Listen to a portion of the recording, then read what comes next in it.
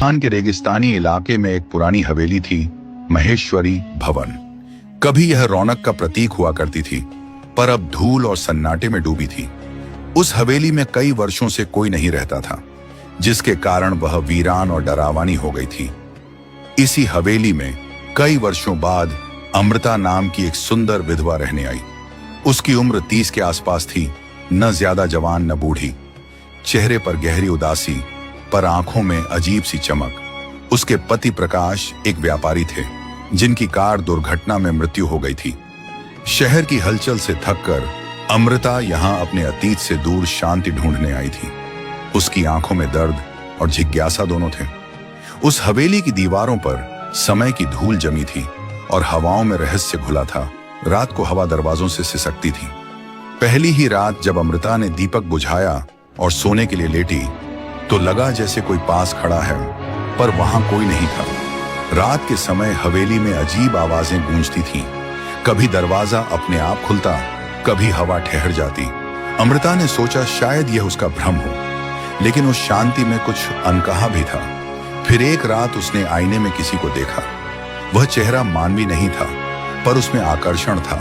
अमृता पीछे मुड़ी, मगर वहां कोई नहीं था। उसने डर के बजाय अजीब शांति महसूस की। अगले दिन उसने हवेली के एक पुराने कमरे की सफाई कर रही थी, तभी उसे एक पुराना ताबीज मिली। उसने ताबीज को स्पर्श किया। ताबीज को छूते ही उसे अजीब एहसास हुआ और उसने उसे अपना पास रख लिया। तभी वहां नौकरनी कमला आई और उससे बात करने लगी और उसने कहा, बाई जी, इस हवेली में कोई और भी रहता है। अमृता मुस्कुराई। तुम्हारा मतलब भूत से है? कमला ने कांपते हुए कहा। लोग कहते हैं यहां एक जिन्नन है जो पुरानी मालिकिन से प्रेम करता था। अमृता हंस पड़ी, पर उसके मन में एक ठंडी सिहरन उतर गई। कुछ दिन बाद जब वह बालकनी में अकेली खड़ी थी, हवा अचानक थम गई। दीपक की लौ स्थिर हो गई और एक धीमी आवाज आई, तुम लौट आई हो? अमृता ठिठक गई। कौन? उसने पूछा। कोई जवाब नहीं आया, पर हवा में गुलाब की महक घुल गई। उसने सोचा शायद वह कल्पना कर रही है। पर अगले ही दिन उसके कमरे की खिड़की पर किसी ने उसकी पसंद का सफेद चमेली का फूल रख दिया। एक रात उसने महसूस किया कि कमरे की दीवारों से नीली रोशनी निकल रही है। वह उठी तो सामने एक आकृति थी, धुएं जैसी, पर मानवीय आकार में। डरना मत, उसने कहा, मैं आरिज हूं, इस हवेली का रक्षक। अमृता कांप गई। जिन्न? हाँ, उसने उत्तर दिया, पर अब मैं बस एक बंधी आत्मा हूं। वह बोला, सदियों पहले मैं इसी हवेली की एक स्त्री से प्रेम करता था। वह वादा निभाने से पहले ही मर गई। तब से मैं इस जगह से बंधा हूं। अमृता ने पूछा, और अब मुझसे क्या चाहते हो? आरिज ने कहा, कुछ नहीं, बस तुम्हारे अकेलेपन में सुकून देना। अमृता के आने से उसकी कैद में हलचल हुई है। धीरे धीरे दोनों के बीच एक अदृश्य जुड़ाव बनने लगा। दिन बीतते गए। अमृता अब डरती नहीं थी। अमृता को अब रात का इंतजार रहने लगा। रातों में जब हवा बहती, वह बालकनी में बैठती और धीरे से कहती, आरिज, क्या तुम हो? और जवाब में धीमी आवाज आती, हमेशा। वह उससे अपने मन की बातें करती, पति की यादें, अधूरे सपने, समाज का बंधन। आरिज उसकी बातें सुनता और कहता, तुम अब भी जिंदा हो अमृता, अपने लिए जियो। हर रात आरिज आईने में उसे देखने आता।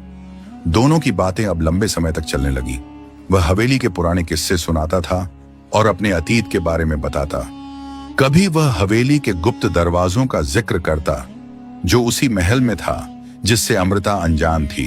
दरवाजे के बारे में सुनकर उसने एक दिन वह दरवाजा ढूंढने का निश्चय किया और ढूंढने निकली। उसे वो दरवाजा दिखा और वो जब अंदर गई तो उसे दीवारों पर उकेरे गए निशान मिले। उसने दीवारों पर उकेरे गए निशानों को ध्यान से देखा। तभी कहीं से ठंडी हवा चली और दीवार खिसक गई। वहां एक गुप्त तहखाना था। उस तहखाने की हवा में जादू था और वहां बहुत सी पुरानी वस्तुएं रखी हुई थीं, जो आरिज की बातें को सच साबित कर रही थीं।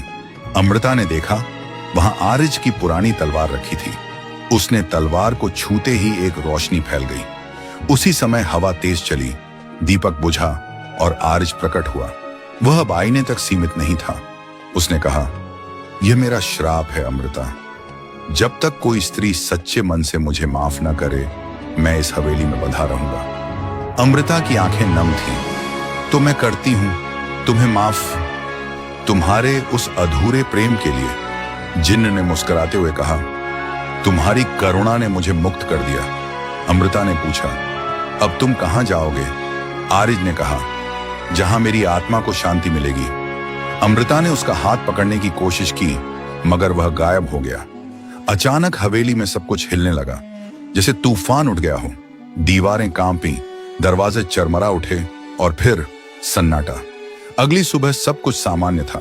कमला ने कहा, भाई जी, हवेली अब हल्की लगती है, जैसे बोझ उतर गया हो। अमृता मुस्कुराई, हाँ, अब यहां शांति है। रात को जब उसने दीपक जलाया तो हवा में वही गुलाब की महक थी। उसने महसूस किया कोई अदृश्य हाथ उसके आंसू पोंछ रहा है। खिड़की के बाहर रेगिस्तान चमक रहा था और आसमान में हल्की नीली रोशनी लहराई, जैसे किसी आत्मा ने विदा ली हो। अमृता अकेली रह गई, पर उसे डर नहीं था। अब हवेली उसके लिए एक घर बन चुकी थी। आईना अब साधारण हो चुका था, लेकिन कभी कभी आईने में एक हल्की मुस्कान दिखाई देती थी। अमृता जानती थी वह अब भी वहीं है, कहीं हवेली की परछाइयों में। कुछ महीनों बाद अमृता ने हवेली छोड़ दी। लखनऊ स्टेशन पर ट्रेन रुकते ही अमृता ने खिड़की से बाहर देखा। धुंधली सुबह, चाय वालों की पुकार और भीड़ में खोया हुआ शहर। वह महीनों बाद किसी भीड़ में थी। हवेली से लौटकर उसने तय किया था कि अब वह नई शुरुआत करेगी।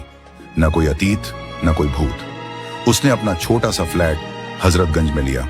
मकान आधुनिक था, पर खिड़कियों से झांकती पुरानी इमारतें किसी बीते जमाने की कहानी कहती थी। अमृता ने खुद से कहा, बस अब यहीं चैन मिलेगा। पहली रात उसने सोचा था कि अब सब खत्म हो गया है, लेकिन हवेली की यादें अब भी उसके साथ थीं। कभी कभी उसे हवा में वही ठंडक महसूस होती थी। रात के सन्नाटे में उसे कोई पुकारता सा लगता, फिर एक धीमी सरसराहट, जैसे कोई फुसफुसा रहा हो। अमृता। वो घबरा कर उठी। कमरा खाली था, पर शीशे में उसका चेहरा नहीं, किसी और की परछाई झिलमिला रही थी। आरिज। वह खिड़की खोलती, मगर वहां कोई नहीं होता। दिल तेज धड़कने लगा। नहीं, ये मेरा भ्रम है, उसने खुद से कहा और लाइट बंद कर ली। शहर की भीड़ में भी उसे अकेलापन घेर लेता। अगले दिन उसने खुद को व्यस्त रखने के लिए एक स्कूल में बच्चों को पढ़ाने लगी थी, लेकिन कई बार उसे लगता जैसे कोई उसे देख रहा हो। एक दिन उसने अपने कमरे के आईने में हल्की धुंध देखी।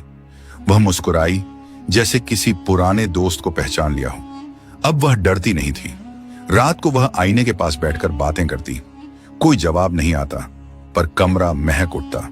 उसके पास रखे गुलाब अपने आप खिल उठते। वह जानती थी आरिज कहीं पास ही है। एक शाम स्कूल से लौटते समय अचानक हवा तेज चली। उसने महसूस किया कोई उसकी परछाई के साथ चल रहा है। वह रुकी तो हवा थम गई। पीछे मुड़ी, मगर सड़क खाली थी। घर पहुंचकर उसने मोमबत्ती जलाई।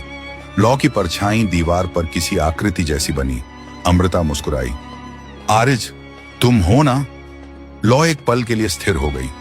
अगले दिन अमृता को एक पुरानी दुकान में वही ताबीज दिखा। उसने ताबीज उठाया तो हवा में धीमी गूंज हुई। दुकानदार ने कहा, यह तो बरसों पहले किसी हवेली से आया था। अमृता ने बिना कुछ बोले ताबीज खरीद लिया। रात को उसने ताबीज अपने पास रख लिया। उसी रात खिड़की अपने आप खुल गई। आईने में एक धुंधली परछाई दिखी। फिर एक धीमी आवाज आई, मैं यही हूं। आरिज की आवाज साफ सुनाई देती। वह कहता, कुछ अधूरा है जो पूरा होना बाकी है। अमृता ने कहा, मैं तुम्हारे अधूरे सपने को पूरा करूंगी, लेकिन फिर तुम आजाद तो हो जाओगे। आरिज ने हाँ में जवाब दिया। फिर अमृता बिस्तर पर लेटी और फिर आरिज भी उसके साथ लेटा, और दोनों एक दूसरे से लिपटकर पूरी रात एक दूसरे का साथ देते रहे। फिर सुबह हुई तो आरिज मौजूद नहीं था। फिर अमृता उसी शाम को वह गोमती नदी के किनारे चली गई। उसने ताबीज नदी में फेंक दिया। एक तेज रोशनी के साथ आसमान चमक उठा। पानी से नीली लपटें उठी और फिर सब शांत हो गया। अमृता ने महसूस किया जैसे किसी ने उसके हाथ को छुआ। उसकी आंखों में आंसू और मुस्कान दोनों थे। तो दोस्तों, कहानी कैसी लगी कमेंट जरूर करें और साथ ही चैनल को सब्सक्राइब करें। तो मिलते हैं अगले कहानी में। तब तक के लिए धन्यवाद।